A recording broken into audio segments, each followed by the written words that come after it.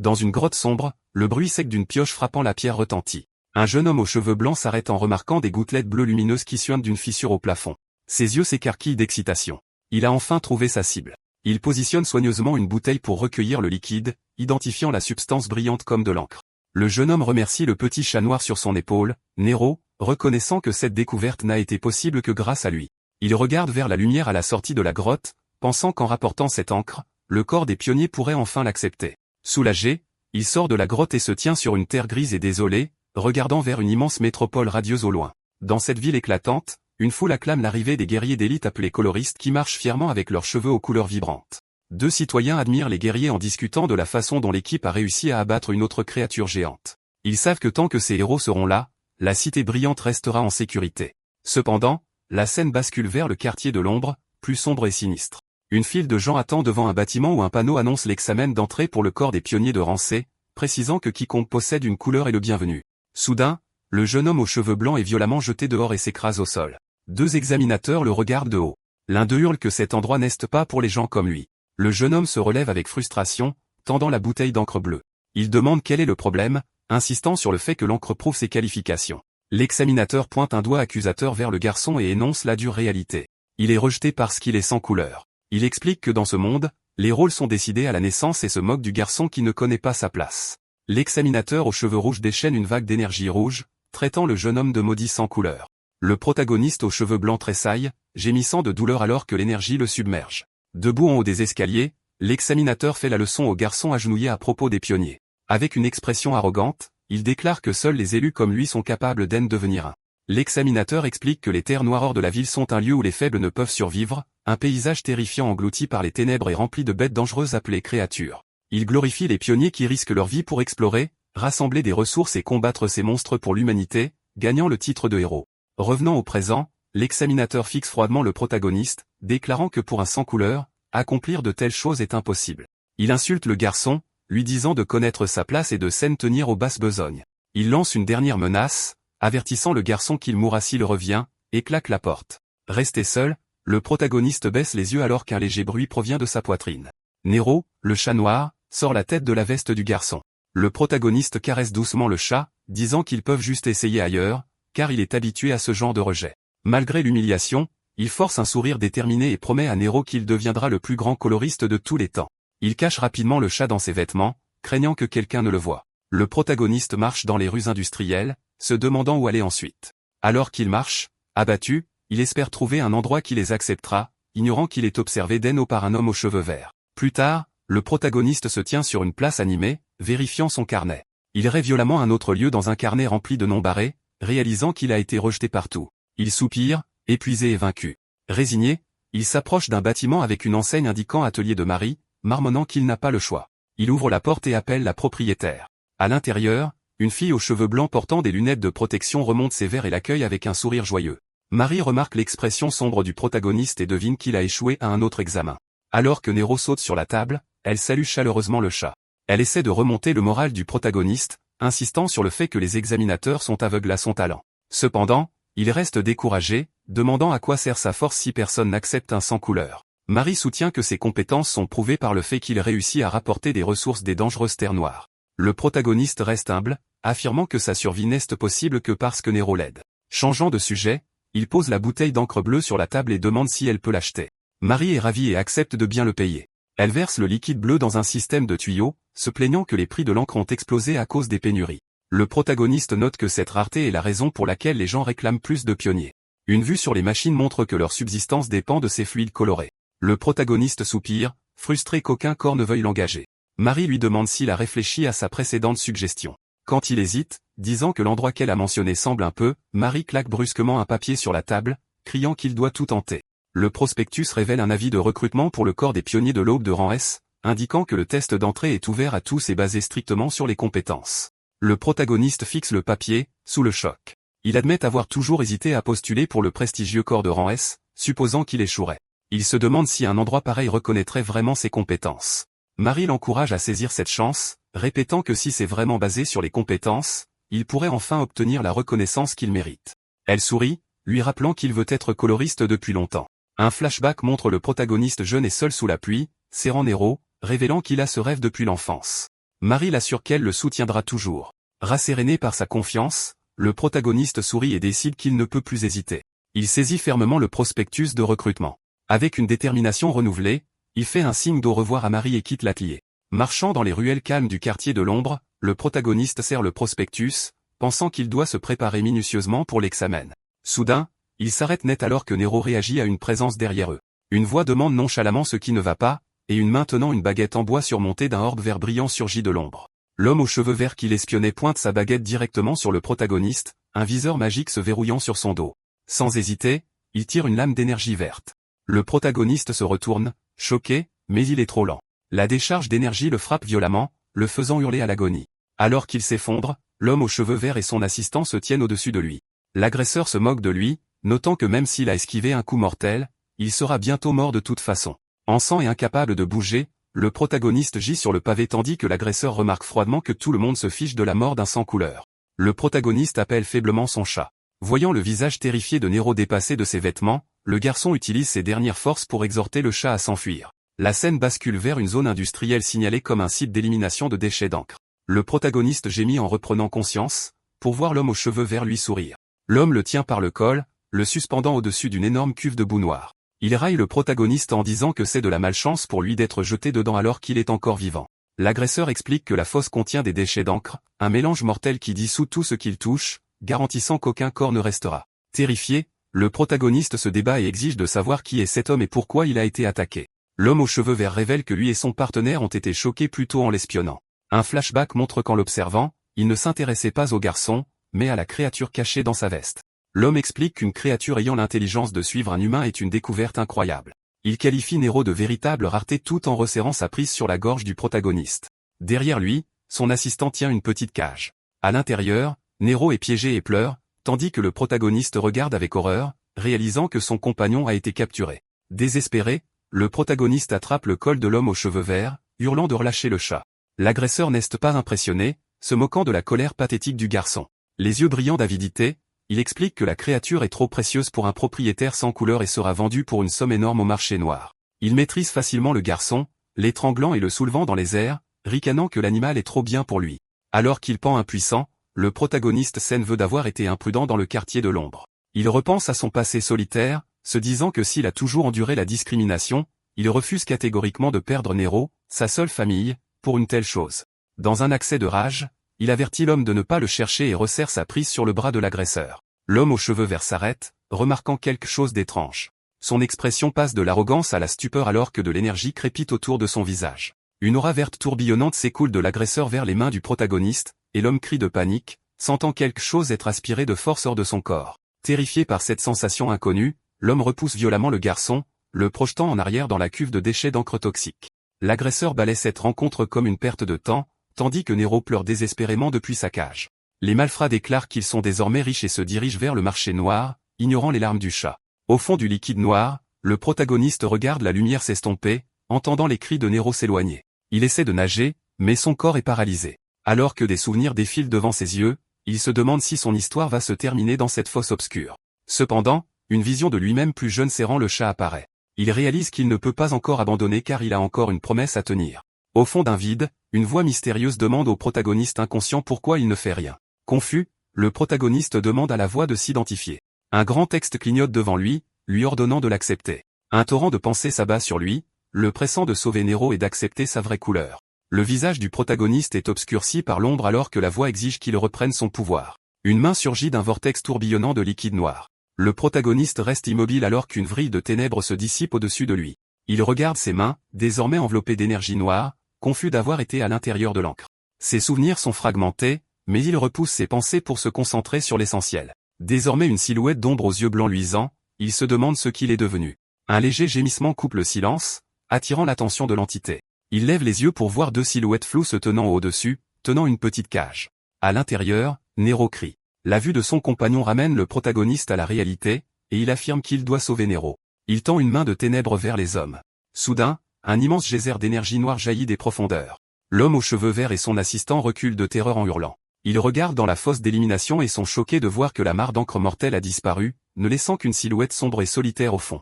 L'entité, émanant une aura sinistre, commence à marcher vers eux. L'homme aux cheveux verts tremble de peur, les yeux écarquillés d'incrédulité. Alors qu'une gigantesque griffe d'ombre s'abat sur eux, ils balbutient, se demandant si cet être terrifiant est une créature. Les séquelles de l'explosion laissent une scène de dévastation totale dans le quartier des ombres. Un vieil homme frénétique hurle sur un policier, insistant sur le fait qu'il a vu une petite main surgir de nulle part, provoquant une éruption massive d'énergie noire qui a ravagé toute la zone. Alors que la poussière retombe, les médecins emportent les corps inconscients de l'agresseur aux cheveux verts et de son assistant. Un nouveau groupe d'arrivants observe les victimes. Un homme aux cheveux rouges et une femme aux cheveux bleus regardent les hommes blessés, notant que ces pionniers de Rambé ont complètement perdu leur couleur. La femme aux cheveux bleus est déconcertée, incapable de comprendre ce qui pourrait drainer la couleur d'une personne, mais son compagnon suggère de se concentrer sur leur mission. L'homme aux cheveux rouges déclare qu'ils sont venus suite à des signalements d'une grande créature apparue dans la ville. Le policier sur place est stupéfait de réaliser qu'il parle à un coloriste de haut rang. Il demande nerveusement pourquoi une telle élite se trouve dans le quartier des ombres, et la femme aux cheveux bleus explique poliment qu'ils sont là pour enquêter. L'homme aux cheveux rouges demande qu'on lui montre le site de l'impact, et le policier intimidé ouvre la marche. Les deux enquêteurs se tiennent devant l'immense cratère. L'homme aux cheveux rouges inspecte les débris et remarque des taches sombres tandis que sa partenaire confirme qu'il y a des traces d'une créature. Elle souligne qu'il est très inhabituel qu'une telle chose apparaisse soudainement en ville, surtout en périphérie, expliquant qu'on ne trouve généralement que de petits animaux dans l'enceinte de la ville. En regardant dans la fosse profonde, l'homme aux cheveux rouges se demande s'ils ont affaire à une nouvelle variante de monstre. Il a l'air ennuyé mais sérieux, réalisant que traquer cette entité unique sera problématique car elle ne correspond pas aux schémas habituels. La scène se déplace vers un paysage désolé où les décombres s'empilent. Dans l'obscurité, un chat crie. Kai, allongé dans l'ombre, gémit de douleur. Il sent une langue râpeuse et se réveille pour trouver Nero en train de lui lécher les cheveux. Submergé par le soulagement, Kai serre immédiatement Nero fort dans ses bras, fou de joie que le chat soit sain et sauf. Cependant, la douleur physique le frappe, et il grimace. Kai s'assoit, confus, et essaie de reconstituer ce qui s'est passé. Il se souvient des salauds qui l'ont attaqué et jeté dans la cuve, se rappelant sa chute dans le liquide noir toxique et sa noyade. Ses yeux s'écarquillent de choc alors qu'il réalise qu'il a survécu. Il lève les mains avec incrédulité, se demandant si l'impossible s'est produit. Il touche sa tête et sent quelque chose de différent. Ses cheveux, autrefois blancs, sont maintenant noirs de jais. Kai agrippe ses nouveaux cheveux noirs, regardant devant lui avec une confusion totale, incapable de comprendre comment il est encore en vie ou pourquoi son apparence a radicalement changé. Debout dans l'obscurité totale, Kai regarde autour de lui, se demandant pourquoi il ne voit rien. Il appelle désespérément son compagnon, demandant à Nero de l'aider. En réponse, le chat noir bondit dans les airs et tourne rapidement, émettant une lueur blanche aveuglante qui illumine la zone. La lumière soudaine révèle une scène terrifiante. Ils sont dans une caverne profonde entourée de nuées de créatures monstrueuses et sombres. Kai regarde fixement, sous le choc, balbutiant alors qu'il essaie de comprendre où il se trouve. Il réalise avec horreur qu'ils sont dans les terres noires, une friche désolée loin à l'extérieur de la ville. Il se rappelle que cette zone, la forêt noire, est si mortelle que seuls les pionniers de Rambé sont autorisés à y entrer. Réalisant que les monstres affluent vers eux, Kai panique. Il crie à Nero de le suivre et s'enfuit immédiatement. Le chat brillant vole à ses côtés, éclairant le chemin alors que Kai court pour sauver sa peau. Il esquive de justesse un énorme serpent d'ombre, s'exclamant que la situation est incroyablement dangereuse. Malgré le danger, Kai remercie Nero pour la lumière alors qu'il traverse la forêt sombre à toute vitesse.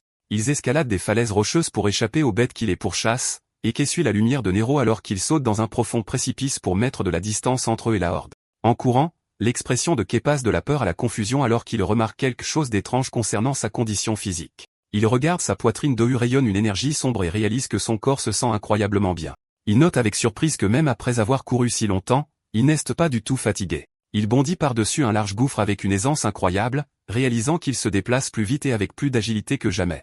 Il atterrit fermement, stupéfait de réaliser que son corps déborde d'une nouvelle énergie mystérieuse. Nero sent le danger en premier, ses oreilles se dressant alors qu'il remarque une menace approcher. Une féroce créature d'ombre ressemblant à un loup se jette sur Kai, le prenant au dépourvu. Kai réalise trop tard que sa posture défensive est faible, et qu'il ne peut pas bloquer l'attaque. Certain qu'il va mourir, il ferme les yeux et se prépare à la morsure. Les dents du monstre se referment violemment sur le bras de Kai, mais au lieu de déchirer la peau, un fort craquement résonne. Les dents de la bête se brisent complètement à l'impact, laissant la créature confuse.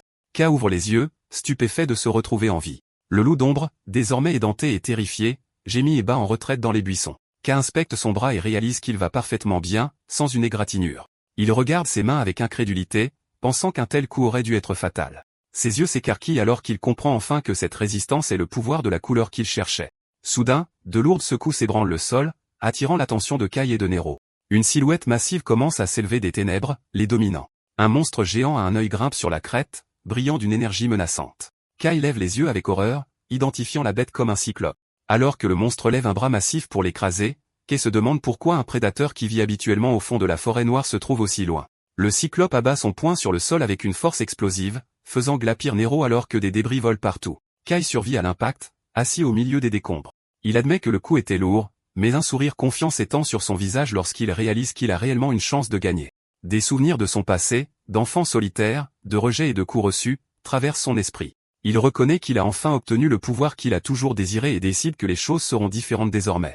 De l'énergie crépite autour de son bras alors qu'il serre le poing, résolu à ne plus avoir besoin de fuir. Kay tient bon, serrant le poing alors qu'il décide d'arrêter de fuir.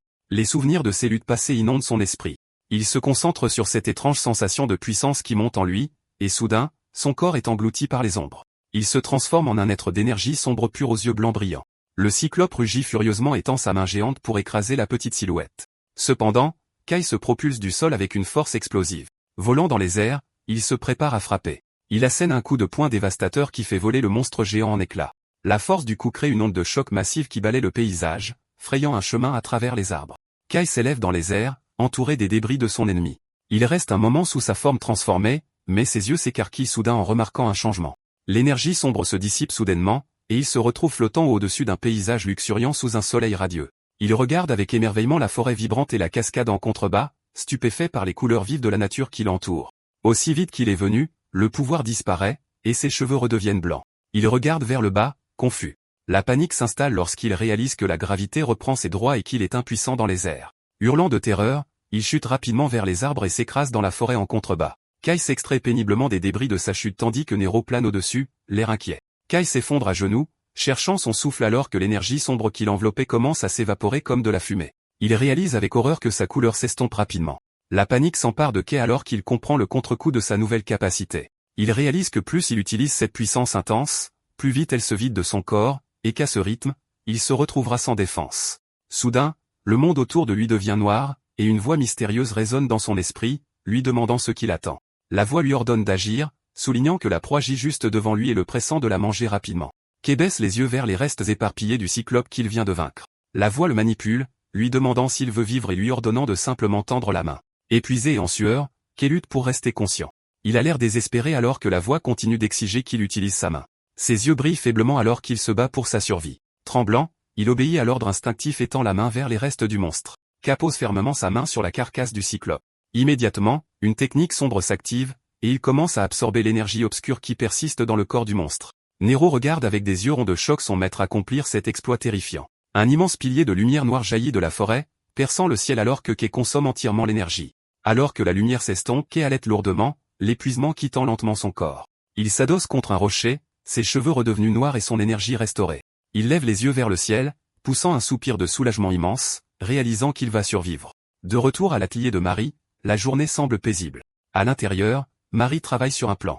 Lorsque le carillon de la porte attire son attention, elle lève les yeux pour voir une mystérieuse silhouette en cape en lambeaux se tenant dans l'encadrement. Essayant d'être polie, Marie accueille l'étranger avec un sourire, bien qu'elle tremble déjà de nervosité. Elle demande s'il a une requête spéciale, mais la silhouette encapuchonnée reste simplement là, émanant une aura sombre. L'étranger fait un pas lourd en avant.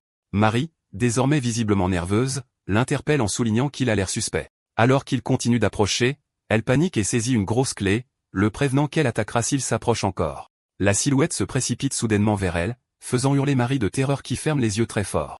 Cependant, l'intrus s'arrête et retire sa capuche, révélant un sourire familier. Il lui dit de se calmer. Kay révèle son visage, se grattant la tête d'un air penaud. Il lui dit que c'est juste lui, bien qu'il admette qu'il se reconnaît à peine maintenant. Marie abandonne sa posture défensive, les yeux écarquillés par le choc.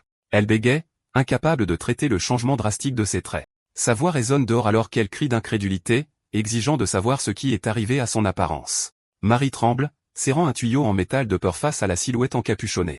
Soudain, sa peur se transforme en une rage explosive.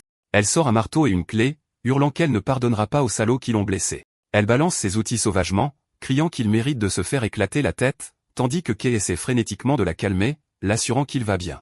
Réalisant que c'est vraiment lui, Marie pose la clé, admettant qu'elle s'est emportée parce qu'elle était terrifiée après avoir perdu contact avec lui. Son expression s'adoucit en un sourire soulagé, et elle dit à Kay qu'elle est heureuse qu'il soit sain et sauf. Kay s'excuse de l'avoir inquiété. Intérieurement, Kay réfléchit à l'absurdité de sa situation, pensant que survivre à une chute dans de l'encre toxique et gagner une couleur est incroyable. Il fait part d'une inquiétude à Marie, notant que sa nouvelle couleur est le noir, associé au monstre, et se demande si les gens le verront d'un mauvais œil. Cependant, il écarte rapidement ce souci, décidant que ce qui compte, c'est qu'il ait enfin la chance de devenir coloriste. Il déclare qu'il ira directement à l'examen d'entrée du corps des pionniers et remercie Marie pour son aide. Kay demande alors timidement s'il peut emprunter des vêtements, promettant de les rendre. Marie a l'air exaspérée, soupire, et demande combien de fois il va encore supplier. Cependant, elle sourit chaleureusement, lui disant de considérer cela comme un investissement dans un futur coloriste. Elle saisit soudain la main de Kay et l'entraîne, lui disant de la suivre. Kay a l'air surpris alors qu'elle annonce joyeusement qu'elle a les articles parfaits pour lui. La scène change vers une grande foule d'aspirants pionniers montant les marches d'un bâtiment ressemblant à un immense colisée. À l'intérieur, des centaines de participants se rassemblent sur le sol, marqués de grandes plateformes carrées blanches pour l'examen. Dans la foule, un groupe de 3 hommes discute nerveusement. Un homme aux cheveux bleus avec le numéro 183 sur la poitrine tente de calmer son ami anxieux. L'ami aux cheveux rosés n'arrive pas à croire qu'il soit arrivé si loin, se préparant à passer le test pour le prestigieux corps des pionniers de l'Aube. Ce groupe de rang est connu pour ses exploits dans l'exploration des dangereuses terres noires, composé de coloristes qualifiés considérés comme l'espoir de la ville brillante. Cependant, les candidats sont inquiets car de nombreux rivaux puissants se sont rassemblés. Le groupe remarque une femme aux longs cheveux turquoise, dont on dit qu'elle est la fille d'une célèbre famille de couleurs, debout à côté d'un homme en bonnet. Il repère aussi d'autres étoiles montantes, comme un garçon aux cheveux roses avec des lunettes et un homme portant un masque à gaz. Malgré ses concurrents, le groupe s'accorde à dire qu'une personne attire le plus l'attention. Il regarde vers un jeune homme aux cheveux verts en bataille et au regard féroce. C'est Gaël, l'épée de Gaël, et les gens croient qu'il est garanti de réussir. Les rumeurs disent qu'il est assez puissant pour affronter seul des créatures dangereuses. Cependant, il est aussi tristement célèbre pour sa nature cruelle et violente, qui lui aurait valu d'être renvoyé de son précédent corps. L'homme aux cheveux bleus, numéro 183, rit avec arrogance, prétendant qu'il n'a pas peur des types comme Gal. Soudain, une ombre sombre s'abat sur lui. Gal apparaît directement derrière le vantard, le mettant au défi de répéter ça. L'homme aux cheveux bleus se fiche de terreur alors que Gal les regarde avec mépris, les traitant de gamins ridicules. Gal s'éloigne en soupirant de déception. Il se plaint que bien qu'il s'agisse d'un examen de rang S, le niveau de la compétition est incroyablement bas. En regardant les participants, il les raie tous mentalement, pensant qu'aucun d'entre eux ne sort du lot. Cependant, ses yeux se plissent lorsqu'il repère une exception, la fille aux cheveux turquoise. Il l'identifie comme Ellie Caillan, la deuxième fille de la famille Sian. Gale sourit en coin, admettant qu'elle est au moins assez correcte pour être remarquée. En tendant la main vers la foule dans son imagination, il se demande avec anticipation comment ils réagiront tous à l'épreuve à venir. Un haut-parleur mécanique grésille, réclamant l'attention des candidats. Gale et Ellie tournent la tête vers l'estrade alors que la voix déclare que l'examen d'entrée pour le corps des pionniers de l'Aube commence officiellement. Un homme aux cheveux blonds brillants et aux yeux jaunes se tient sur le podium, annonçant que le test commence maintenant. La foule retient son souffle, réalisant que l'examinateur est un célèbre coloriste du corps des pionniers de l'Aube. Les candidats chuchotent avec excitation, le reconnaissant comme un héros ayant grandement contribué à une récente chasse aux créatures. Ils réalisent que si un coloriste d'élite comme lui s'est présenté, le corps doit prendre ce recrutement très au sérieux. Les candidats sentent une présence écrasante émaner de lui, notant que les membres du corps de rang S sont à un tout autre niveau. L'examinateur regarde la foule de haut et leur souhaite la bienvenue.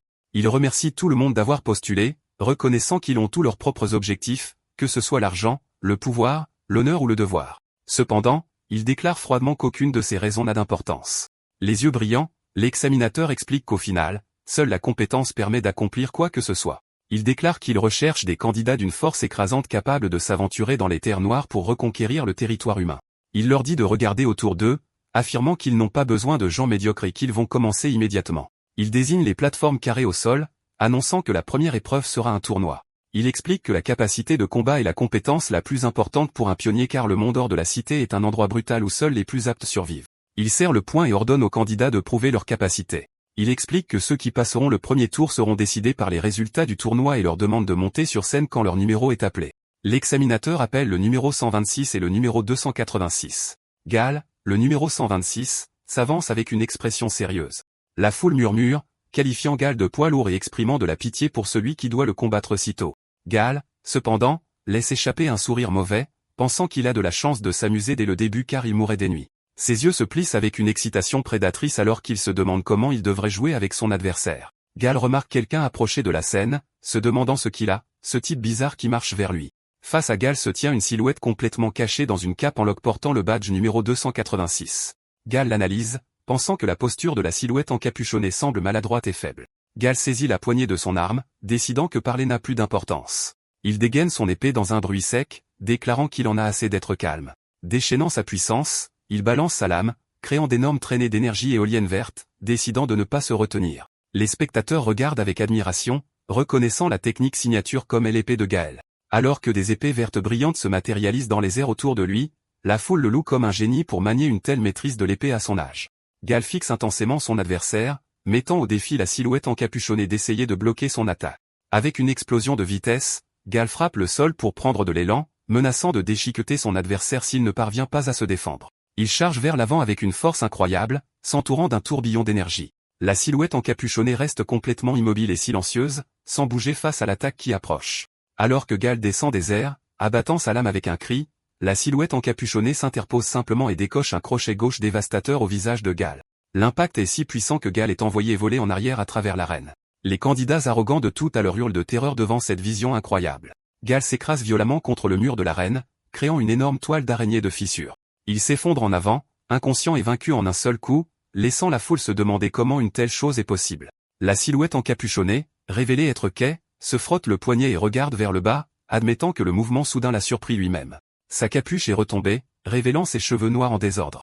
Il réfléchit à l'accélération soudaine et au chaos du moment. Soudain, un spectateur pointe un doigt tremblant vers Kay, hurlant d'incrédulité. Il ne pointe pas la victoire, mais la couleur de l'énergie de Kay, le noir. L'examinateur blond regarde avec une expression sérieuse, notant intérieurement que le noir est la même couleur que celle possédée par les créatures. Même Elysian semble stupéfaite, se demandant s'il est même possible pour un humain de posséder cette couleur. Kay se tient seul au centre de l'arène, inconscient de la gravité de la situation. Les autres se demandent si le pouvoir de vaincre est l'épée de Gaël en un seul coup vient de cette mystérieuse énergie noire. Kay regarde nerveusement la foule choquée, confus par leur réaction, et se demande innocemment s'il a fait une erreur. Le tournoi continue avec des combats intenses. Lors d'un match, un candidat terrifié lance des pierres tranchantes, mais Kay charge vers l'avant, les esquivant facilement.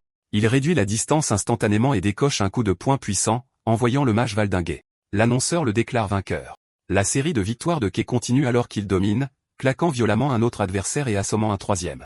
Au-dessus, l'examinateur blond regarde avec intérêt, déclarant que Kay est le candidat qui se démarque. Il note avec excitation que Kay est le tout premier détenteur du noir et insiste sur le fait qu'ils doivent le recruter immédiatement avant que les rumeurs ne se répandent. Soudain, des pas lourds approchent, et une voix remarque nonchalamment que ça a l'air d'être une dure journée. L'examinateur blond se retourne avec surprise pour voir l'homme aux cheveux rouges et la femme aux cheveux bleus du site de l'explosion. L'examinateur demande pourquoi le chef d'équipe Red est là, mais l'homme agite la main, prétendant qu'ils ne font que passer. Ils discutent brièvement de l'enquête sur l'incite de la grande créature. Le chef Red soupire, admettant qu'il n'y a eu aucun progrès. Il demande ensuite s'il y a des candidats dignes de ce nom. L'examinateur mentionne la jeune dame de la famille Sian et un candidat extrêmement unique. Soudain, les yeux du chef Red s'écarquillent alors qu'il sent quelque chose.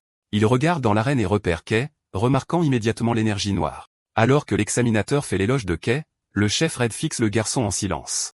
La femme aux cheveux bleus chuchote à son chef, demandant si ce gamin est lié à leur enquête. Le chef Red confirme que c'est probablement lui. Intérieurement, le chef Red conclut qu'une nouvelle couleur apparaissant juste après l'incite dans le district des ombres est une coïncidence trop grosse pour être ignorée. Il décide de garder un œil attentif sur Kay pour le moment. Inconscient d'être observé, Kay regarde son poing serré, fumant d'énergie sombre. Il est ravi de son incroyable pouvoir, réalisant que devenir pionnier est enfin possible. Cependant, il se rappelle le coût physique de la transformation et se met en garde d'être prudent. Il sait que s'il abuse de ce pouvoir et perd sa couleur en plein combat, il sera sans défense. Une vague massive d'énergie glaciale jaillit de l'arène, créant un mur de glace. Élie Caillan se tient calmement au milieu de la brume froide. L'annonceur déclare le numéro 17 vainqueur, révélant qu'elle a enfermé son adversaire dans un bloc de glace solide. Les spectateurs, y compris Kay, regardent avec admiration, commentant que la couleur de la famille Sian est toujours impressionnante. Alors que Élie descend les escaliers, Kay la regarde, se demandant comment quiconque pourrait vaincre une magie aussi écrasante. Soudain, Élie s'arrête en passant près de Kay, le fixant directement avec un regard perçant et curieux. Ses yeux bleus se plissent avec suspicion alors qu'elle le scrute. Sans un mot, elle se tourne et continue de marcher, laissant Kay confus. L'annonceur dit que le premier examen est terminé. L'examinateur blond se tient sur le podium et remercie tout le monde pour leur dur labeur. Il explique que puisqu'ils sont en retard sur le planning, ils vont passer directement à l'épreuve suivante. Il ordonne aux candidats recalés de partir, et il s'éloigne avec découragement. L'examinateur blond commence à annoncer l'épreuve suivante, mais est interrompu par une main sur son épaule. L'homme aux cheveux rouges s'avance avec un sourire confiant, prenant le relais. Il regarde les candidats survivants et déclare que le deuxième examen sera mené personnellement par lui. Les candidats lèvent les yeux, choqués, réalisant qui se tient devant eux, le coloriste Red. C'est l'un des coloristes les plus forts de la Cité Brillante, célèbre pour avoir repris les terres noires. Cependant, les candidats sont terrifiés, se rappelant les rumeurs selon lesquelles son pouvoir destructeur est si intense que même ses alliés hésitent à travailler avec lui, et que lorsqu'il est en charge d'un examen, personne ne réussit jamais. L'examinateur blond regarde le coloriste Red avec inquiétude, lui demandant s'il est sûr, avertissant que le capitaine le grondera pour avoir changé le format de l'examen. Red balaie ça d'un rire, déclarant qu'il se fait engueuler tous les jours de toute façon. Il annonce que le test est simple et dit à la foule de simplement tenir le coup alors que son corps s'embrase de flammes massives. Une vague géante de feu déferle vers les candidats terrifiés, formant des barrières sphériques individuelles autour de chaque personne, les piégeant. Les candidats paniquent alors qu'ils sont enveloppés par une chaleur intense. Red explique qu'il a recréé l'environnement d'une certaine région, notant qu'il va faire assez chaud. Il illustre le fait que les terres noires regorgent d'environnements extrêmes où les humains peuvent à peine survivre. Il dénigre le test actuel, prétendant que cette chaleur n'est rien de plus qu'un poil tiède. Avec une expression sérieuse, Red réitère que s'il endure, il passe. Cependant, ses yeux se plissent froidement alors qu'il ajoute que quiconque est incapable de supporter cette chaleur n'a jamais eu la qualification pour devenir un pionnier. À l'intérieur des sphères de feu, les candidats souffrent. Un homme réalise qu'il ne peut pas égratigner la barrière tandis que d'autres hurlent à l'agonie. Il se demande avec terreur quel genre d'endroit infernal les terres noires peuvent être si ceci est considéré comme léger. Observant depuis le côté, l'examinateur blond note que malgré les rumeurs, les compétences de Red ne se sont pas émoussées. Il s'émerveille de l'incroyable contrôle de Red, observant la vitesse à laquelle il a couvert tant de gens. Il admet que ce pouvoir est digne de quelqu'un au sommet. Soudain, un craquement bruyant fend l'air. Red et son assistante regardent l'une des barrières de feu devenir bleue et se fissurer. Une vague massive d'énergie de glace explose vers l'extérieur, brisant la sphère de feu. Au milieu des éclats de glace qui tombent, Ellie qui en se tient droite, s'étant libérée. Red la regarde, admettant que c'est plutôt pas mal. Il se dit que même si le pouvoir de la famille Caillan contre naturellement le feu, le sien est généralement assez fort pour surpasser cet avantage. Fixant la jeune femme, Red conclut qu'elle mérite peut-être vraiment d'être appelée un prodige. Red s'interroge sur l'autre candidat qui les intéressait. À l'intérieur de sa sphère de feu, Kay semble immobile. Red l'observe, notant qu'à la différence de la fille, ce garçon ne tente pas de percer. Il admet qu'il n'attendait pas grand-chose de lui. Cependant, à l'intérieur de la barrière, Kay panique, hurlant intérieurement qu'il a de gros ennuis. Il réalise qu'il a utilisé trop de sa couleur pendant le combat contre l'épée Gaël. Il regarde sa main avec horreur, remarquant que son énergie noire fuit et s'épuise plus vite dans la chaleur. Kay imagine un futur terrifiant où son pouvoir s'épuiserait. Il sait que s'il est révélé comme étant sans couleur, il finira probablement comme cobaye. Désespéré, il cherche frénétiquement une solution, se demandant s'il peut absorber quelque chose pour recharger son énergie. Il fixe le mur de feu intense. Il a une révélation. Comme la barrière est faite d'une capacité de couleur, il se demande s'il peut l'absorber. Il regarde sa main, admettant qu'il ne connaît pas les limites de son pouvoir d'absorption. Décidant qu'il n'a pas le temps de réfléchir, il résout de le découvrir. Il tend la main et touche le mur de feu tourbillonnant. Immédiatement, une réaction violente se produit, et Kay est choqué que l'absorption directe fonctionne. La barrière de feu commence à se déformer et à se tordre, attirant l'attention des candidats proches. Un vortex massif d'énergie noire jaillit de Kay, aspirant les flammes rouges dans sa main. Depuis le podium, Red et l'examinateur blond regardent en bas, stupéfaits et incapables de comprendre ce qu'ils voient. Red a des sueurs froides, forçant un sourire en remarquant qu'ils ont trouvé un vrai fou. Dans l'arène, Kay se tient au milieu de l'énergie qui se dissipe, l'air terriblement puissant avec une aura rouge et noire tourbillonnant autour de ses mains. L'arène entière tombe dans un lourd silence. Cependant, intérieurement, Kay panique à nouveau. Il force un sourire en pensant que cela n'était pas censé arriver. Il réalise avec regret qu'il s'est accidentellement beaucoup trop fait remarquer. Ellie Caillan reste figée, se demandant si elle hallucine en fixant le jeune homme enveloppé d'énergie sombre. Elle regarde Kay et se demande si le noir est même une couleur qu'un humain peut posséder, reconnaissant que c'est sans précédent. Un sentiment d'anxiété l'envahit alors qu'elle l'observe. Les souvenirs de la pression d'être la meilleure traversent son esprit. Elle est forcée d'admettre que Kay est indéniablement fort. Elle réalise que même avec sa pleine puissance, elle ne pourrait garantir une victoire. Alors que Kay s'éloigne, Ellie pense qu'il y a quelque chose chez lui qui ne peut s'expliquer par la seule force, se demandant ce qu'il est vraiment. Elle secoue rapidement la tête pour chasser ses pensées troublantes. Le coloriste Red s'approche de Kay et passe nonchalamment un bras autour de son épaule, lui disant que la prochaine fois ne se passera pas comme ça. Red sourit, remarquant que cette capacité noire à tout aspirer était dingue, et qu'il ne peut retenir sa curiosité. Il emmène Kay à l'écart, suggérant une conversation privée pour protéger l'intimité de Kay tout en satisfaisant ses propres questions. Kay, transpirant nerveusement, demande ce qu'il en est de l'examen. Red lui assure qu'avec un tel niveau de puissance, il réussit évidemment. Kay est stupéfait, réalisant qu'avoir attiré autant l'attention a joué en sa faveur. Il est submergé par l'émotion, pensant qu'il a enfin réalisé son rêve de devenir un pionnier. Soudain, l'examinateur blond crie sur Red pour avoir agi de son propre chef. Red en rit, demandant à son collègue de laisser passer pour cette fois. L'examinateur soupire et annonce que malgré l'interruption, l'examen va continuer. Il précise que le numéro 17, Ellie, a réussi car elle a brisé la barrière, mais que les autres candidats subiront un test supplémentaire. Ellie ignore l'annonce, le regard fixé sur le tunnel sombre où Red emmène Kay. La scène change pour un décor industriel. Red se tient à l'extérieur d'une voiture avec Kay tandis que l'enquêtrice aux cheveux bleus est assise au volant. Red lui dit d'attendre. Kay regarde autour de lui, et son expression se transforme en pur choc. Il fixe un immense paysage de décombres et de destruction, réalisant avec horreur que Red l'a ramené à l'endroit exact où il est tombé dans les déchets d'encre. Le coloriste Red regarde les ruines dévastées, remarquant que c'est un site hideux. Il explique qu'un incident majeur s'est produit ici, ce qui fiche Kay sur place. Red raconte que pour la première fois de l'histoire, 2 pionniers ont été retrouvés complètement vidés et sans couleur. Il ajoute que des témoins ont vu une créature massive sur le site. Red se tourne brusquement vers Kay, soulignant le timing suspect. Il note que peu après l'apparition de cette créature, Kay a émergé comme la première personne à posséder la couleur noire, qualifiant cela de coïncidence. Les yeux brillants, Red analyse le pouvoir de Kay, le décrivant comme une capacité qui absorbe les autres couleurs. Kay sue nerveusement alors que Red le dévisage, déclarant que c'est une capacité totalement étrangère. Intérieurement, Kay panique, réalisant que Red soupçonnait le lien depuis le début. Il se demande frénétiquement s'il peut s'enfuir, mais en voyant l'aura écrasante de l'homme, il réalise qu'il est impossible d'échapper à un héros. Soudain, Red éclate de rire, brisant la tension. Il fait un geste de la main, admettant qu'il testait juste Kay, mais se plaint que la réaction honnête de Kay a gâché le plaisir. Kay le regarde avec confusion. Red précise que bien que son travail officiel soit d'enquêter sur l'incide, il est personnellement plus intéressé par la capacité unique de Kay. Red explique que les pouvoirs de couleur ne peuvent normalement pas se mélanger du tout. Cependant, il observe que la capacité de Kay semble ignorer ces règles. Il rappelle le deuxième examen, soulignant que Kay ne pouvait clairement pas contrôler son pouvoir à ce moment-là. Kay balbutie, essayant d'expliquer, mais Red l'interrompt. Le corps du coloriste commence à briller d'une énergie rouge, et il déclare qu'il doit faire un test. Kay le regarde, confus. Red tend la main, expliquant qu'il a besoin de comprendre comment fonctionne cette capacité. Il sourit avec assurance, mettant Kay au défi d'essayer d'absorber son énergie maintenant. Kay panique et tente de refuser, prévenant Red que c'est trop dangereux. Red rit simplement, disant à la recrue qu'il est bien trop tôt pour qu'il s'inquiète pour quelqu'un de son niveau. Kay se tait, l'air intense et nerveux, alors que Red lui ordonne d'arrêter de parler et d'essayer. Le noir symbolise les terres noires, une force sinistre qui dévore tout. Red pense que laisser une capacité aussi dangereuse sans surveillance est inacceptable, car cela pourrait ébranler les fondations de la cité radieuse. Un sombre secret lui traverse l'esprit. Les gens ne le savent pas encore, mais des créatures humanoïdes existent. Il prévient silencieusement Kay que s'il les affronte un jour, ou pire, devient l'un d'eux, le coloriste devra peut-être l'éliminer. Kay soupire, sentant la pression terrifiante émanant de Red.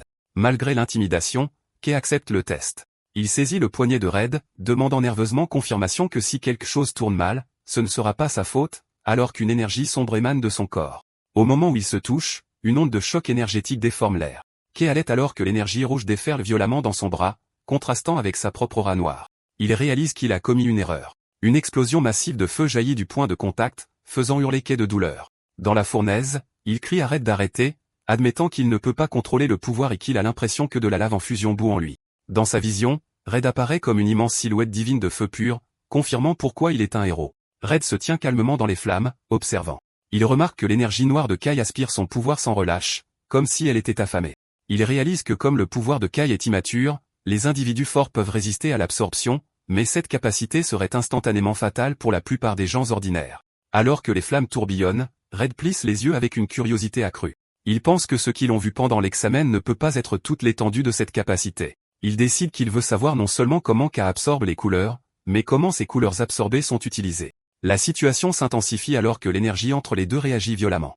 Red observe l'énergie noire du bras de Kay se déformer et se hérisser, se mêlant à l'aura rouge. Soudain, une explosion massive d'énergie rouge et noire éclate vers l'extérieur. Red est repoussé par le souffle. Il regarde avec stupeur la silhouette émergeant de la fumée. Kay s'est partiellement transformé. Le côté droit de son corps est maintenant enveloppé d'une armure démoniaque dentelée faite d'énergie rouge et noire solidifiée. Red serre les dents, réalisant que cette forme est sinistrement familière. En regardant la main griffue monstrueuse et l'œil brillant, Red admet qu'il croirait voir une créature. La ressemblance confirme ses soupçons, et il réalise avec certitude que Kay était derrière l'incide où les autres pionniers ont perdu leur couleur. Kay lutte pour rester conscient. Red décide que sa priorité est la sécurité et résout d'éteindre le feu avant que Kay ne se déchaîne.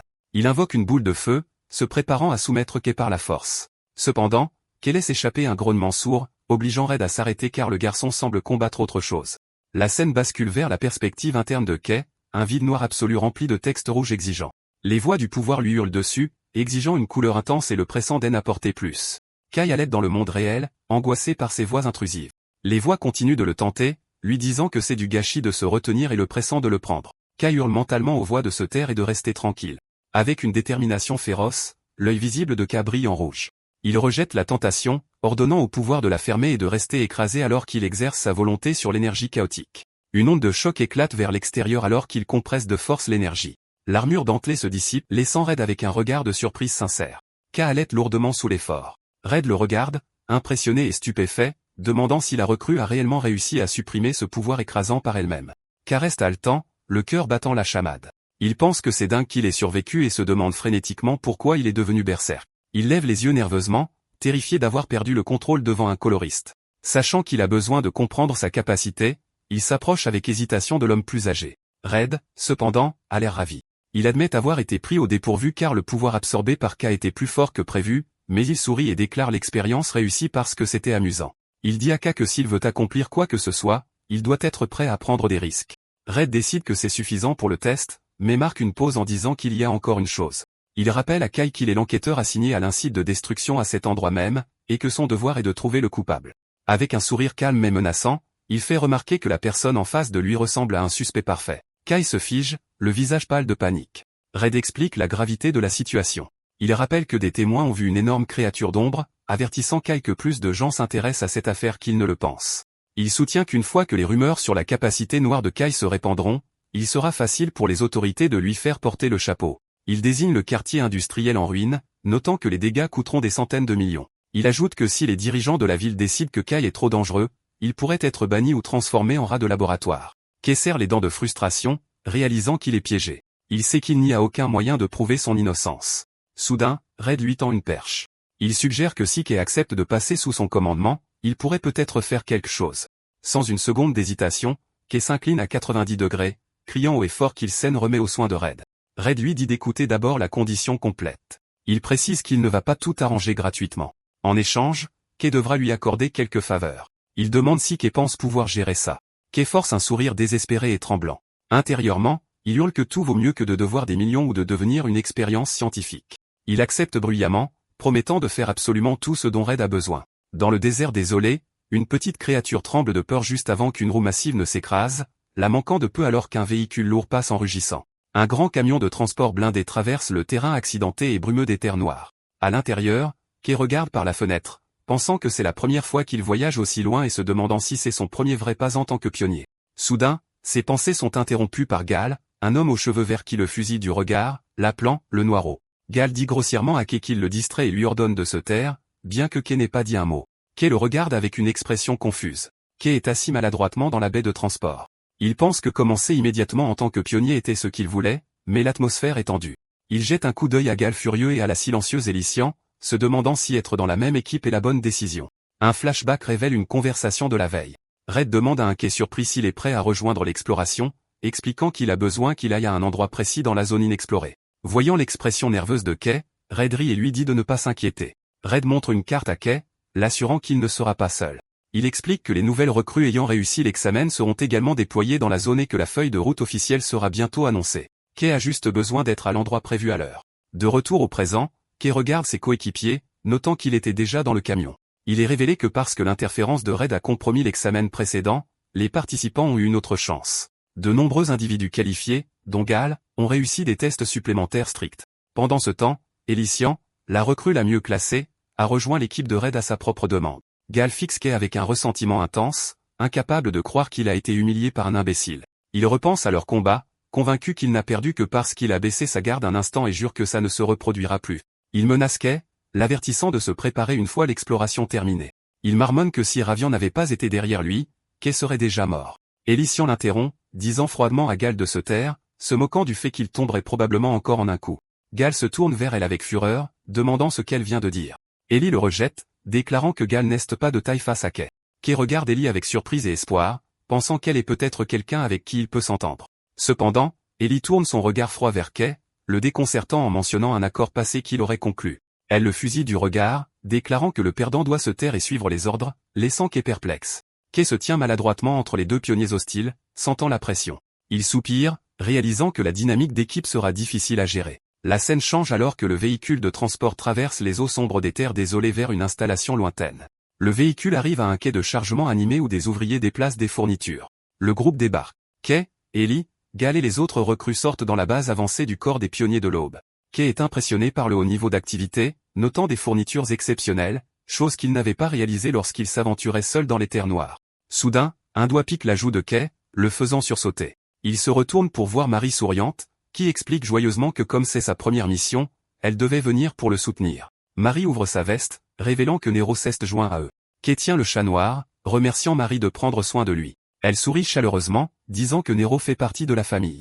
Elle explique qu'elle a eu une excellente opportunité de rejoindre l'équipe d'exploration en tant que personnel de soutien, affirmant que ses compétences sont utiles ici. Un haut-parleur annonce l'heure du rassemblement. La foule de pionniers se tient dans les terres grises alors que l'annonce précise qu'ils entreront bientôt dans les terres noires. Kay confie Nero à Marie, lui disant de prendre soin de lui. Marie le met en garde de ne rien faire de dangereux, et il sourit en lui disant qu'il la verra plus tard. Marie serre Nero dans ses bras, mais le chat bondit soudain hors de son étreinte, la surprenant. Elle crie le nom de Nero alors que le chat court vers Kay et s'enfonce dans l'ombre au sol. Les yeux de Marie s'écarquillent de choc face à ce mouvement surnaturel. Elle balbutie, essayant d'appeler Kay, confuse. Le groupe arrive à l'entrée sombre et fortifiée d'une grotte. Devant, une femme aux cheveux orange vifs et au manteau blanc crie à tout le monde de se préparer, annonçant qu'une nouvelle recrue va entrer dans les terres noires. Elle hurle que la sécurité est la priorité absolue. Elle prévient que la reconnaissance a signalé des créatures dangereuses non identifiées dans la zone 21, une zone très risquée où le corps d'une créature de rang a été trouvé. Soudain, un pionnier court vers la femme aux cheveux orange en l'appelant Orancia. Il rapporte nerveusement que le chef de l'équipe rouge a amené les nouvelles recrues, mais qu'ils ont quitté leur formation sans permission. Les yeux d'Orancia s'écarquillent de choc, et elle demande si c'est vrai. Le messager le confirme, et Orancia soupire en disant que ce type cause encore des problèmes. Le groupe pénètre secrètement dans un canyon sombre, s'éloignant de l'armée principale. Le coloriste Red plonge sa main dans les ombres, montrant le chemin. La petite escouade, composée de Kay, Gal, Ellie et Red, se sépare de la formation. Kay demande nerveusement au chef d'équipe si c'est normal, soulignant que l'équipe principale se dirige dans une autre direction. Red confirme que leur destination est différente. Kay regarde Gal et Ellie, inquiet car l'escouade n'est composée que de nouvelles recrues. Gal craque soudainement, exigeant de savoir pourquoi Ellie et lui devaient suivre, criant qu'il a entendu dire que Red ne voulait emmener que Kay, et il se sent insulté. Red sourit, son aura rouge flamboyant. Il explique que sa guidance personnelle n'est pas donnée à tout le monde, donc ce ne serait pas juste que Kay soit le seul à en profiter. Il assure à Gal, en colère, que même s'il ne leur mâchera pas le travail, il ne les laissera pas non plus être gravement blessés. Il coupe court à la conversation, leur ordonnant d'avancer. Les yeux de Kay s'écarquillent alors qu'il rencontre des ennemis. Au fond d'une caverne, le groupe est encerclé par des créatures de l'ombre. Pendant que Red tient une lanterne, Kay, Gal et Ellie s'engagent dans une mêlée chaotique. Une bête massive ressemblant à un loup surgit des ténèbres. Ellie Caillant réagit instantanément, son épée d'énergie bleue transperçant le corps de la créature. Elle atterrit avec grâce, réalisant que c'est la réalité des terres noires. Entourée d'yeux brillants, elle remarque l'environnement étouffant et les vagues constantes de monstres, reconnaissant que c'est différent de l'entraînement. Elle serre son épée, résolue à gérer sa force avec précaution. Ellie regarde par-dessus son épaule, pensant qu'elle doit bouger plus efficacement. Elle regarde Kay et se dit qu'elle ne veut pas se laisser distancer par lui. Pendant ce temps, Kay saisit une créature de l'ombre par le cou et l'écrase brutalement à main nue. Ellie Caillant regarde Kay avec un choc total. Elle lui demande pourquoi il n'utilise pas de dropper. Kay hésite, se rappelant l'examen d'entrée, et admet qu'il n'en a pas. Il explique qu'ils sont trop chers et qu'il se sent bien de se battre sans, laissant Ellie le regarder, incrédule. Gal est sidéré, criant que cela n'a aucun sens pour un pionnier de n'avoir jamais utilisé. Un dropper est un outil essentiel pour les pionniers, utilisé pour imprégner les armes d'énergie colorée pour combattre les créatures. Pour chasser correctement ces monstres, il faut les colorer à l'aide d'un dropper. Le groupe regarde Kay debout au-dessus des ennemis vaincus, et se demande comment il a réussi à les vaincre à main nue sans cet outil essentiel. La main de Gal tremble alors qu'il serre sa propre arme, réalisant l'écart entre leurs capacités. Il se souvient de l'humiliation de l'examen, réalisant qu'il ne pouvait même pas égratigner quelqu'un qui n'utilisait pas de dropper. Gal serre les dents de frustration. Il fusille le dos de Kay du regard, se jurant qu'il écrasera Kay de ses propres mains un jour. Alors qu'il continue plus profondément dans la grotte, Red ouvre la marche avec une lanterne tandis que Gal suit, bouillonnant de colère. Red jette un coup d'œil à son escouade avec un sourire en coin, pensant que ce n'est pas mal de voir deux génies motivés par une recrue. Il sourit, croyant que les choses ne feront que devenir plus intéressantes. Il encourage joyeusement le groupe à faire un peu plus d'efforts, leur disant qu'ils y sont presque et suggérant de finir vite pour faire la fête.